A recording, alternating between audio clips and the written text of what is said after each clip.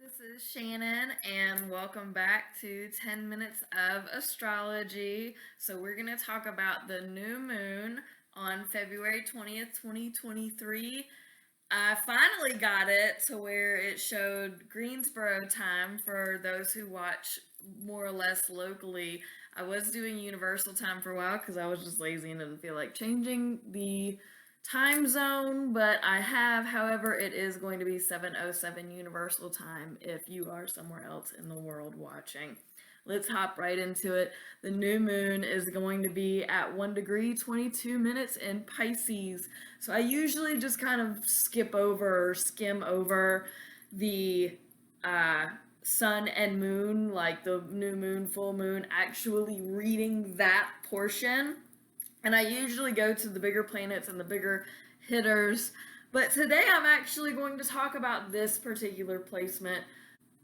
I am going to talk about this new moon in Pisces, though,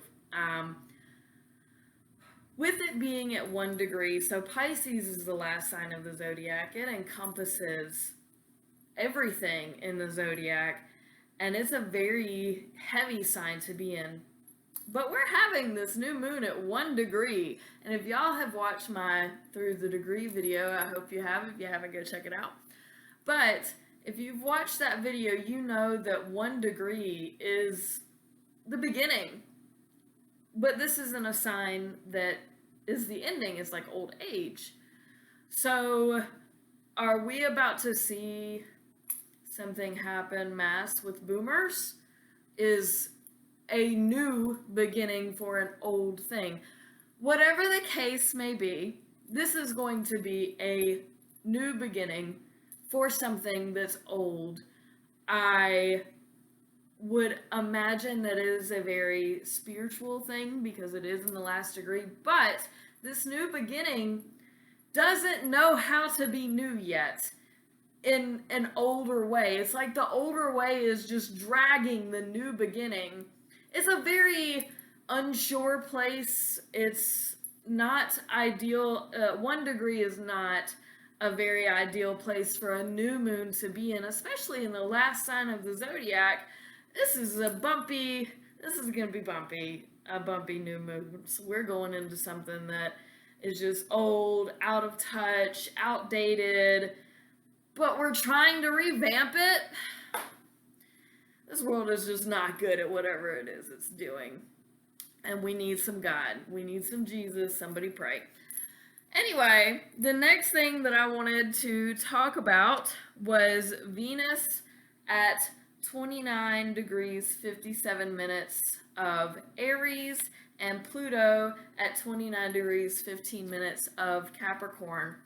So 29 degrees, why I wanted to talk about this next, is like the best place you want to be in. It's just the ending is it's wonderful. It's beautiful. 29 degrees is a beautiful place. 29 degrees knows what's up. It knows what it's doing. It's got confidence, but it's not cocky.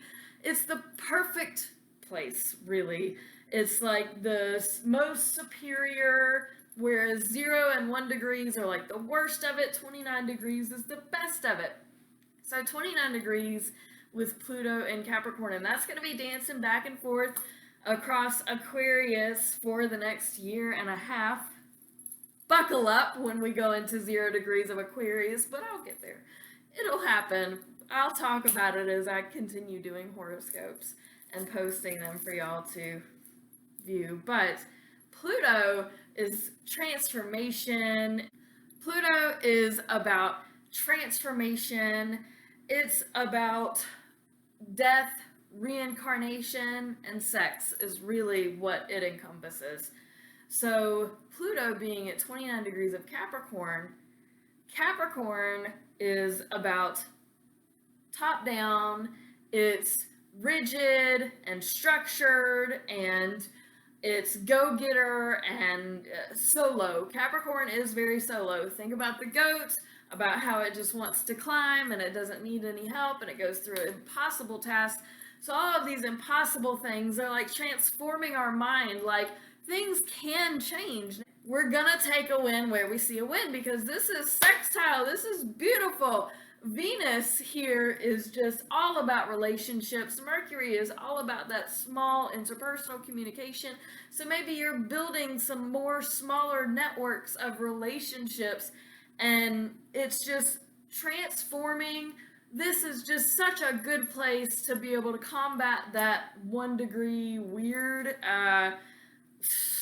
hobble that we're about to go into. Is at least the relationships that we're forming are transformative. So, the next thing I want to talk about is Mars and Uranus. They are semi-sextile one another right now. Mars 15 degrees, 50 minutes of Gemini, and Uranus 15 degrees, 17 minutes of Taurus. Uranus has to learn from Mars in this scenario. What does Uranus need to learn?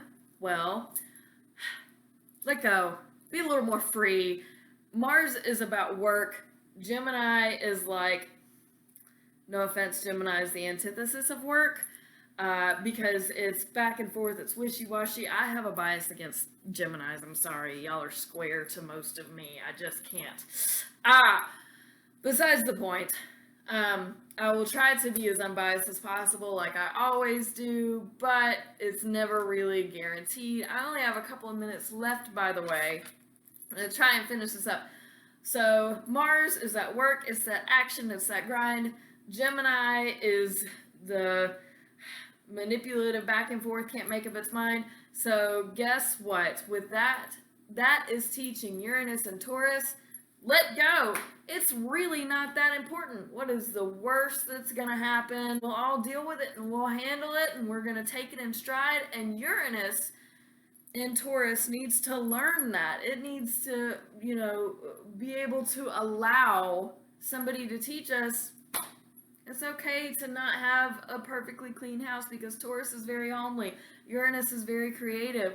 Our creativity may be a little down in the dumps, and Mars and Gemini is saying, well, screw it, just do something else. You don't have to be creative right now. You can work, you can not work, you can do whatever, because the world is going down a tube anyway. So, the next thing that I want to talk about is something that is not on this chart. I've spoken about it in my last video for the full moon on the 5th. Which is Pandora at 9 degrees. So 9 degrees, 50 minutes. This is sextile Jupiter at 9 degrees, 57 minutes. And this is, let's see, Pandora is an Aquarius, Jupiter is an Aries.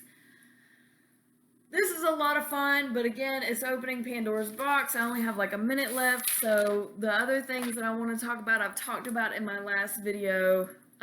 For the February 5th, which was Eris in Aries and Neptune in Pisces being semi-sextile, and Psyche square Eris. Eris is different from Aries. I've also talked about that in another video. And then Psyche sextile Neptune, Psyche being in Scorpio. Thank you so much for watching. If you enjoyed this, press the like button, follow me, subscribe, buy some of my products, contact me for a reading if you want a personalized horoscope for however long I've done it, for days, months, years even. So peace out, and thanks again for watching at shannonbag MBR at Patreon if you want to look at the stuff that I don't post publicly.